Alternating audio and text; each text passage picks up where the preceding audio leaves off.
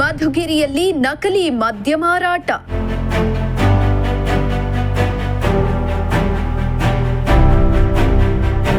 ಕಲಬೆರಕೆ ಸೇಂದಿ ಕುಡಿದು 20ಕ್ಕೂ ಹೆಚ್ಚು ಮಂದಿ ಅಸ್ವಸ್ಥ.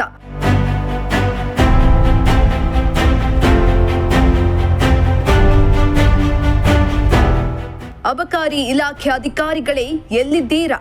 ಕಲಬೆರಕೆ ಮದ್ಯ ಮಾರಾಟಕ್ಕೆ ಬ್ರೇಕ್ ಹಾಕಲು ಅದೆಷ್ಟೋ ರೂಲ್ಸ್ ಜಾರಿಗೆ ಬಂದರೂ ಕೂಡ ಇಂದಿಗೂ ಕೆಲವು ಹಳ್ಳಿಗಳಲ್ಲಿ ಎಗ್ಗಿಲ್ಲದೆ ಅಕ್ರಮ ಮದ್ಯ ಮಾರಾಟ ಆಗ್ತಾ ಇದ್ದು ಅಮಾಯ ಜೀವಗಳು ಆಸ್ಪತ್ರೆ ಪಾಲಾಗ್ತಾ ಇದ್ದಾರೆ.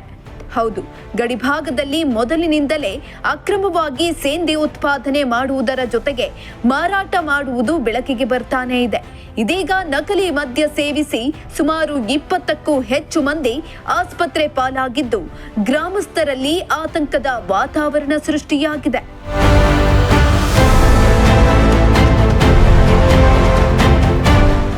ಹೌದು, ಮಧುಗಿರಿ ತಾಲೂಕಿನ ಕೊಡಿಗೇನಹಳ್ಳಿ ಹೋಬಳಿಗೆ ಹೊಂದಿಕೊಂಡಿರೋ ಆಂಧ್ರ ಪ್ರದೇಶದ ಚರ್ಲೋಪಲ್ಲಿಯಲ್ಲಿ ಅಕ್ರಮವಾಗಿ ಕಲಬೆರಕೆ ಸೇಂದಿಯನ್ನ ಮಾರಾಟ ಮಾಡಲಾಗ್ತಾ ಇದ್ದು, ಈ ಸೇಂದಿಯನ್ನು ಸೇವಿಸಿದ ಕರ್ನಾಟಕ ಹಾಗೂ ಆಂಧ್ರ ಪ್ರದೇಶದ 20ಕ್ಕೂ ಹೆಚ್ಚು ಮಂದಿ ಅಸ್ವಸ್ಥರಾಗಿದ್ದಾರೆ.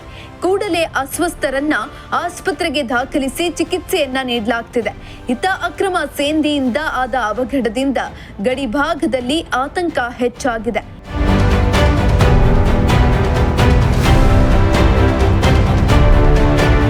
ಇನ್ನು ಕರ್ನಾಟಕದ 10ಕ್ಕೂ ಹೆಚ್ಚು ಮಂದಿ ಹಾಗೂ ಆಂಧ್ರಕ್ಕೆ ಸೇರಿದ ಗ್ರಾಮಸ್ಥರು ಅಕ್ರಮ ಸೇಂದಿ ಸೇವಿಸಿ ಅಸ್ವಸ್ಥರಾಗಿದ್ದು, ಅಸ್ವಸ್ಥರನ್ನ ಹಿಂದೂಪುರ ಸೇರಿ ಬೇರೆ ಬೇರೆ ಆಸ್ಪತ್ರೆಗೆ ದಾಖಲಿಸಿ ಚಿಕಿತ್ಸೆ ಕೊಡಿಸಲಾಗಿದೆ.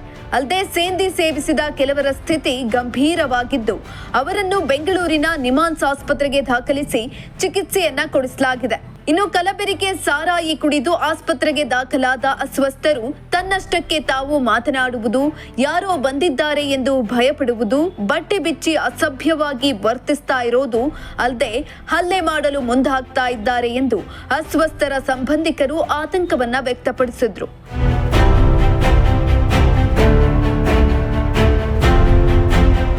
ಇನ್ನು ಮಧುಗಿರಿ ತಾಲೂಕಿನ ತೆರಿಯೂರು ಗ್ರಾಮದಲ್ಲಿ ಅಸ್ವಸ್ಥರ ಸಂಖ್ಯೆ ಹೆಚ್ಚಳವಾಗಿದ್ದು ಆಸ್ಪತ್ರೆಗೆ ದಾಖಲು ಮಾಡಲಾಗಿದೆ. ಇದರಿಂದ ತೆರಿಯೂರು ಗ್ರಾಮದಲ್ಲಿ 10ಕ್ಕೂ ಹೆಚ್ಚು ಕುಟುಂಬಗಳು ಮನೆಗಳನ್ನ ತೊರೆದು ಆಸ್ಪತ್ರೆಯಲ್ಲಿ ಕಾಲ ಕಳೆಯುವಂತಾಗಿದೆ. ತಡವಾಗಿ ಪ್ರಕರಣ ಬೆಳಕಿಗೆ ಬಂದಿದ್ರೂ ಕೂಡ ಈವರೆಗೂ ಯಾವುದೇ ಪ್ರಕರಣ ದಾಖಲಿಸಿಕೊಂಡು ಕ್ರಮ ಕೈಗೊಳ್ಳದೇ ಇರೋದು ಗ್ರಾಮಸ್ಥರ ಆಕ್ರೋಶಕ್ಕೆ ಕಾರಣವಾಗಿದೆ.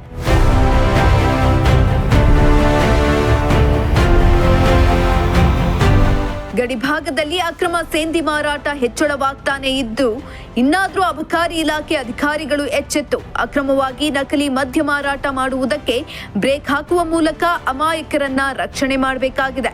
ಸಿರಾಜ್ ಅಹಮದ್, ಪ್ರಜಾಶಕ್ತಿ ಟಿವಿ, ಮಧುಗಿರಿ.